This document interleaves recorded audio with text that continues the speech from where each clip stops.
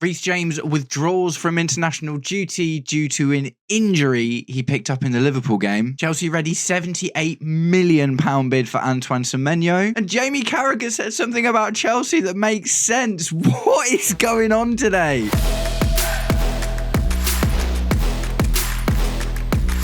Welcome, Blue Believers, to another episode of the Stamford Sync, where we are syncing up with everything Chelsea FC. And today, guys, being a Chelsea fan, man, everything's all hunky-dory. We go into the international break after a wicked win against Liverpool, and bam, loads of crazy things to talk about. But guys, before I get into it, or if you're enjoying the content and would like to see more, please do me the distinct honour of liking and sharing the video, subscribe to the channel, or just roast me in the comments, whatever gets you through your day. Right, so Reece James. Mate, this one hurts, man. This one hurts. So Reece James has withdrawn from the England squad, and the line is that it's due to an injury he picked up in the Liverpool game. Now, the injury can't have been so bad because he didn't force him off the pitch. And if it did, mate, that game might have gone a different way, because who else would we have put on at that point? Who are we putting in centre-back if Reece James covers off at that point? Because we already had 4 fullbacks on the pitch by the end of the game.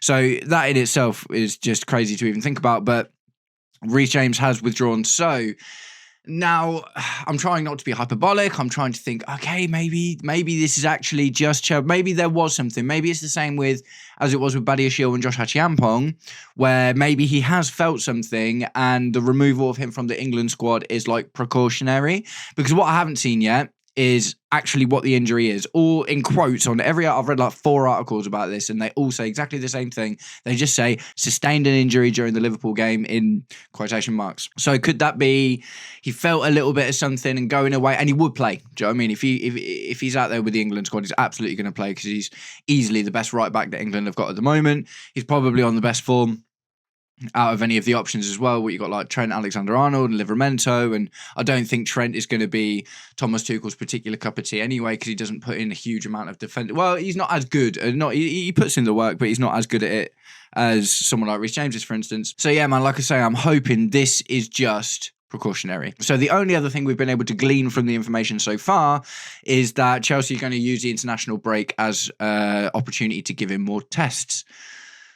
So this is one of 2 things, isn't it? It's either it was precautionary and it's not that bad and we're just trying to look after him so we can go into the next half of the season, or it's absolutely horrendous and they just didn't want to announce it yet, and we're hoping if we test him over the next couple of weeks, maybe things can be okay.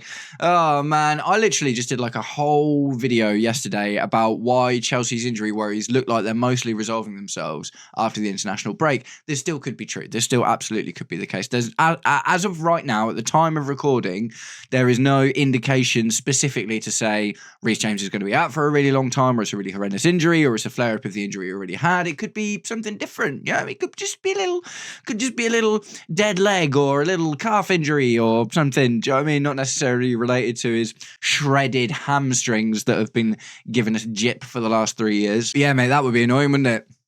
I mean, it was just going too well, wasn't it? Things were just going too well. So here's a little dose of reality. Oh, one of your best players really struggles to stay on the pitch. And I literally said in yesterday's video as well, he's literally played like 4 or 5 games recently. So I was, and I literally also said in yesterday's video, I'm worried about him going away on England duty, because I know Thomas Tuchel likes a marauding fullback. And I always worry about that with Reece James. And I was like, oh, well, he's played a lot recently and he seems to be back fit again now. No, he's not. He's absolutely not. He's just picked up an injury in the Liverpool game and had to withdraw. Like I say, I do hold on some faint glimmer of hope that the fact that they haven't come out and said it's this injury, do you know what I mean, and stuff like that, means maybe it's more of a precautionary thing. But I guess you can't really say that when it's international duty, can you? So there's reasons maybe not to be so hyperbolic about it, and I'll try my best not to be and just wait and see what happens. But either way, it's not great news, is it? And we go from the sad into the interesting, right? So Antoine Semenyo, Bournemouth's absolutely amazing winger, who's on fire this season. 6 goals and 3 assists in 6 games. Absolutely smashing it at the moment. Myriad reports this morning saying that Chelsea are readying a £78 million bid for him. Now, I really don't know how to feel about this, man. I really don't know how to feel about this. On the base footballing level, the base footballing value, yes, absolutely wicked. Like, I can't believe we went in for him in the summer, to be completely honest. We spent a lot of money on Jamie Gittins, man. We spent a lot of money on Jamie Gittins, and obviously a reasonable amount on Garnacho. I think Garnacho was actually a pretty good deal. Man United seemed interested in Semenyo in the summer as well, but obviously they ended up going for Mbeumo and Cunha, and I didn't think we would go for any more wingers, so I don't really know. So there's a few things to break down with this one, isn't there? They're like £78 million, like that's a huge amount of money, man. That's a huge amount of money. And we know that there's money, a bit of money for January, and you would have thought the most important thing to do with that money is potentially get a goalkeeper and a centre back, maybe another striker option. Not 100% sure about that, because obviously we'll have Liam Delap coming back. Mark Hughes just starting to get minutes, and João Pedro, he's not going on international duty, is he? So maybe he comes back in good form after the international break. But yeah, I mean, I don't know, it's weird, isn't it? Because it's a huge amount of money, and I mean, I guess he'd be put on a long deal, but he's 25 already. So if you put him on a 5-year deal, which is on the lighter side for us, then takes him to he's 30 years old. Do you know what I mean? And there's going to be absolutely no resale value there. So it seems a very odd Blueco move because, obviously we usually like to go for the, 19 to 23 kind of range. So then, if you do put them on those long contracts, towards the end of it, they're still going to be in their prime. But at the same time, he's got 6 goals and 3 assists in the Premier League already this season. Do you know what I mean? It's like we could absolutely do some of that from our wide areas, man. The left especially. We've been missing a really, really strong player on the left for a really long time now, actually. It's been absolutely ages. Eden Hazard, really, in all honesty and truth, Eden Hazard is the last time we had like a really, really solid left winger who could actually score goals. Who have we had since then? Timo Werner, Raheem Sterling, Mudryk. Do you know what I mean? We haven't really filled the gap. I'm not saying that Semenyo is anywhere near Hazard's level, but if we can get someone who can get 10 to 15 goals a season on the left wing, then we're laughing, man. Absolutely laughing. I don't know. It just doesn't seem to make much sense, does it? It just doesn't seem to make much sense. Well, yes, he's had a really good start to the season, but it just seems do we all of a sudden think that we've got a chance to do something this season and we're willing to go out and spend big money in January in order to make that happen? If we've got this big money to spend in January, is it not going to be better? We've got a lot of wingers now, man. Do you know what I mean? We are reasonably stacked in the wide areas, but we're really struggling for centre-backs and defenders, and the goalkeeping situation really needs looking at. Have we got money to deal with all of those situations?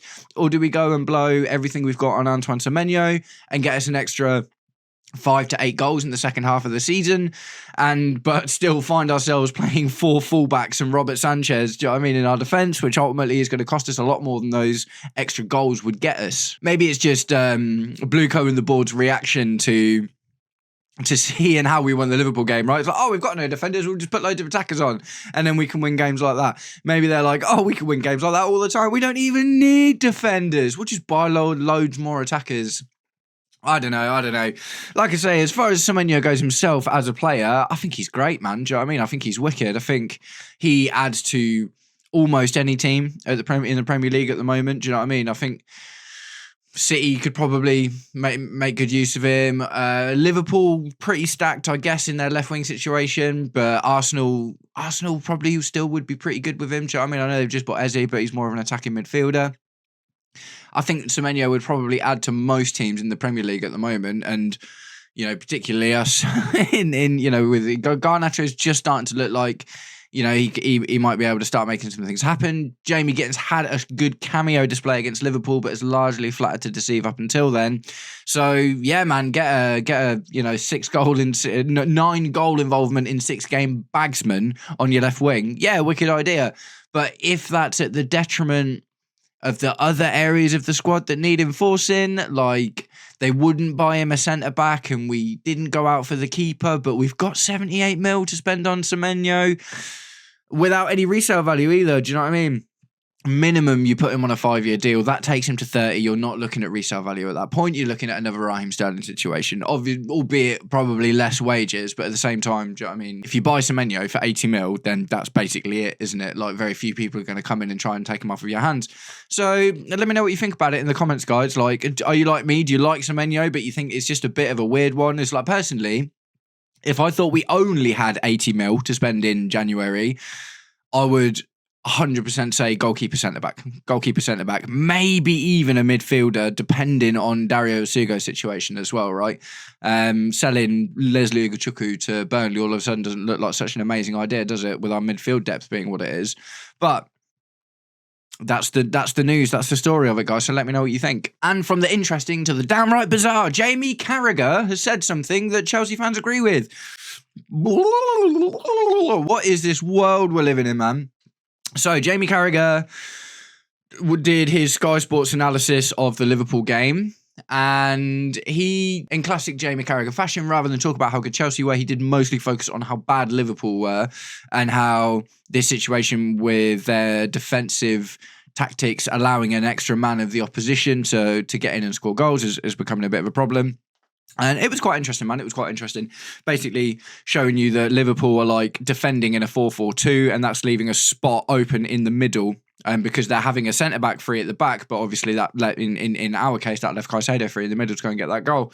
And talking about how the fullbacks weren't tracking well enough and stuff. That to be fair, like for the Esteval goal, and to be fair, like Salah basically was invisible as far as defensive work goes in that game, and obviously his attacking output wasn't great either.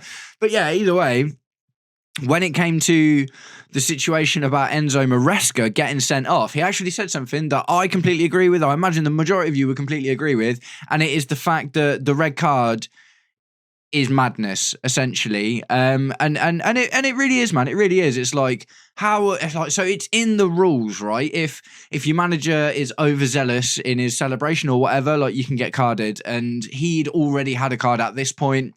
And he ended up getting sent off for it, which means he wasn't allowed to do the post-match interview, and he's not going to be able to be on the sideline for the Nottingham Forest game. So Willy Caballero is going to be there.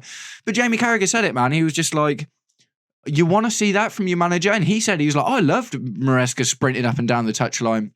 And he was right, man. It created a really good moment with fans. Like, you know, it's not like when we had Graham Potter, do you know what I mean? And Graham Potter was trying desperately to be the bad boy, and it was like the cringiest thing you've ever seen in your life. Like, Enzo Maresca sprinting up and down that touchline was genuine. It was such a massive result. It was such a massive game, and that completely endeared him to me. Do you know what I mean? I was like, yes. And then he got the card.